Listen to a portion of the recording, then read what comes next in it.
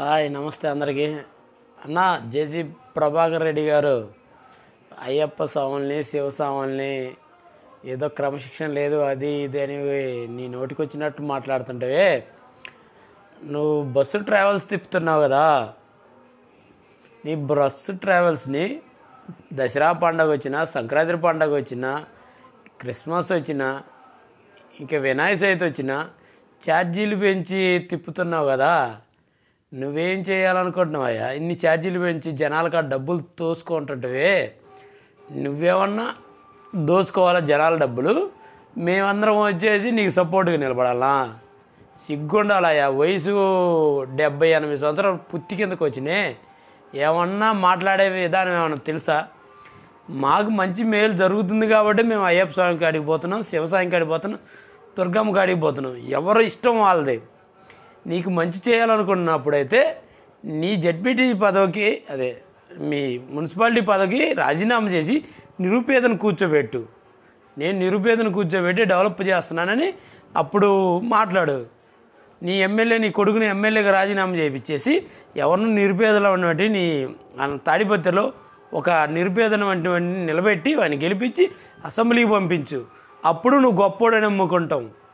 నువ్వేమన్నా నీ కొడుకులు నువ్వు అధికారం కావాలా నీకు, కానీ శివ భక్తుల్ని అయ్యప్ప భక్తుల్ని మాత్రం తిట్టాలా?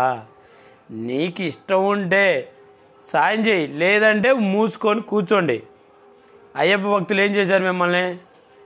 మిమ్మల్ని ఏమన్నా తిట్టామా? ఏమన్నా వయసు ఉంది, అనుభవం ఉంది, సిగ్గు చరం లేకుండా మీ ఇష్టం వచ్చినట్టు ఇలా ఏదో అధికారం లేకుండా నువ్వు దేనికి పనికొస్తావు? ఆ అధికారం కోసమే కదా మీరు పెద్ద చించుకుంటుంది.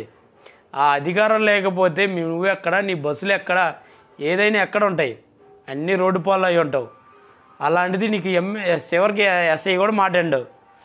నీకు పదవులు అన్నీ కలవాలా అంట. ఎల్ఎన్ మాస్క్ అంట. 15 సంవత్సరాలు నాడు ఎల్ఎన్ మాస్క్ అడిగిపోయిండు. ఈ రెడ్ బస్ అయినా అడిగిపోయిండు. వీళ్ళందరూ 23 సంవత్సరాలు 30 సంవత్సరాల ముందు రావచ్చుగా, డెవలప్ చేయొచ్చుగా. ఒక టెక్నాలజీ బ్రేక్ ఉంది, అన్నీ ఆటోమేటిక్గా వస్తుంటాయి, మార్పులు వస్తుంటాయి. ఇంజనీర్ చదివినోడు పోయి ఎత్తమంటే ఎత్తుతాడా? కాగితాలు, చిత్తు కాగితాలు. అతని జాబ్కి అతని వాల్యుయేషన్ వచ్చిన దాకా ఆ 20,000 30,000 కష్టపడితానే కొంచెం పెంచుకుంటూ పోతాడు. అంటే వాళ్ళకి వీళ్ళకి నువ్వు పోటీ పెడుతున్నావే. పారిశుద్ధ్య కార్మికులు వాళ్ళు నువ్వు వేసిన చెత్త అంతా క్లీన్ చేస్తున్నారు కాబట్టి వాళ్ళు మన రోడ్లు మన పరిశుభ్రంగా ఉంచడానికి వాళ్ళు కష్టపడుతున్నారు కాబట్టి అలాంటి పనుల కోసం గవర్నమెంట్ అనేది డబ్బులు ఎక్కువ జీతాలు ఇచ్చి ప్రోత్సహిస్తుంది కాబట్టి కొంతమంది అక్కడికి వెళ్తారు. అందరూ కానీ పారిశుద్ధ్య పనులు చేయకపోతే నీ చెత్త నీ ఇంటి ముందు నువ్వు గబ్బు కొడుతూ నీకే వాసన కొట్టుద్ది. అది తెలీదు. ఎవరు చేసే పనులు వాళ్ళు చెయ్యాలా? నువ్వేం బస్సులు తిప్పుకుంటున్నావు? మరి బస్సులు ఆపేసి నువ్వు కూడా చెత్త వచ్చు కదా. నీకెందుకు కార్పొరేషన్ పదవులు, ఎన్ని పదవులు, ఎమ్మెల్యే పదవులు నీకు కూడా వస్తాయి కదా. 93,000 95,000. నువ్వు మాత్రం అధికారాలు ఆర్భాటాలు అన్నీ కావాలి. కానీ ఎవరినో రాండి, ఇడికి రాండి, అడిగి రాండి. ఏంటయ్యా మాకు తెలియదు. ఇన్ని సంవత్సరాల నుంచి నువ్వు బతికించినవా ప్రపంచాన్ని? ఎవరు బతుకోవాలి, బతకట్లా. ఒకడు 10 రోజులు పైకి వస్తాడు, ఒకడు 2 సంవత్సరాల పైకి వస్తాడు, ఒకడు 10 సంవత్సరాల పైకి వస్తాడు. ఎవడు టాలెంట్ వాడిని చూపించుకున్నప్పుడు వాళ్ళు ఆటోమేటిక్ పైకి వస్తారు. నువ్వు కుర్చీలో కూర్చొని జయశ్రీవారెడ్డి తిడతారు, పొడుతుడు, అలాంటోడు ఇలాంటోడు, మీరు రామే నన్ను అన్నారు అని సినిమా డైలాగులు కొడుతుంటే నువ్వు అధికారం ఉండబట్టే జేసీ ప్రభాకర్ రెడ్డి గారు ఈ టీవీలో అన్నీ అందరూ వచ్చేసి వాళ్ళ టీఆర్పీ కోసం నీకు అడుగు కూర్చున్నారు. ఆ టీఆర్పీ రాకపోతే నువ్వు ఏమన్నా అనంతపురంలో మాలాగా ఒక సామాన్యంగా ఒక కుటుంబంలో చూసుకునే ఒక వ్యక్తి వద్దు. అందరూ రోడ్ల మీదకి వచ్చి ధర్నాలు చేయరు. చేసేవాళ్ళు ధర్నాలు చేస్తారు. ఇంటికాడ ఫ్యామిలీతో గడిపేవాళ్ళు ఫ్యామిలీతో గడుపుతారు. జాబులు చేసుకుంటారు, వ్యాపారం చేసుకుంటారు. నువ్వు చెప్పినట్టు బేల్దారి బేస్తారులు చేస్తారు. ఎవడ పని వాళ్ళే చేస్తారు. కానీ ఒకటే పని అందరు చేయాలంటే కుదరదు. ఎవరి పని వాళ్ళు చేసుకోవాలా.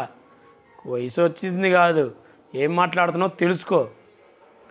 మేము 5 గంటలకు లేస్తాం, సన్నీటి స్నానం చేస్తాం, ఒక్క పూట అన్నం తిని బతుకుతాం.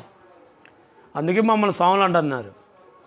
నీలాగా 3 పూట్ల 3 బిర్యానీలు తిని ఇంట్లో గడ్డాల మీద వేసుకొని కూర్చోవడం అది మీకు కుదురుద్దేమో, కానీ మాలాంటి స్వాములకి మేము దైవభక్తి, మాకు శబరిమల, శ్రీశైలము, దుర్గమ్మ కాడికో ఎక్కడికి వెళ్తే మాకు మేలు జరుగుతుంది కాబట్టి, మా కుటుంబ సభ్యులు మాకు మంచి జరుగుతుంది కాబట్టి మేము స్వాముల కాడికి వెళ్తున్నాం.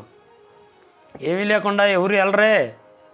ఎవరికైనా సరే మంచి జరిగితే వాళ్ళ ద్వారా ఏదైనా ఆ స్వామి కాడికి వెళ్ళినాక ఏదైనా డెవలప్ అవుతుంటే బిజినెస్ పరంగా కానీ, వ్యాపార అట్లా వాళ్ళ వృత్తిపరంగా కానీ ఏదైనా కానీ అప్పుడు ఆ స్వామిని నమ్ముకొని ముందుకు వెళ్తున్నాం అంతే. తప్పుగా నీలాగా పండగ వస్తే 25 రూపాయలు, 150 రూపాయలు, 200, 300, 500 టికెట్ని 1500 పెంచి దోచుకోవడం మా చేతగా సార్. మీకే చేత అయింది. కొద్దిగా మీ మాటలు అదుపులో పెట్టి మాట్లాడాల్సిందిగా కోరుకుంటున్నా ఒక అయ్యప్ప భక్తుడిగా.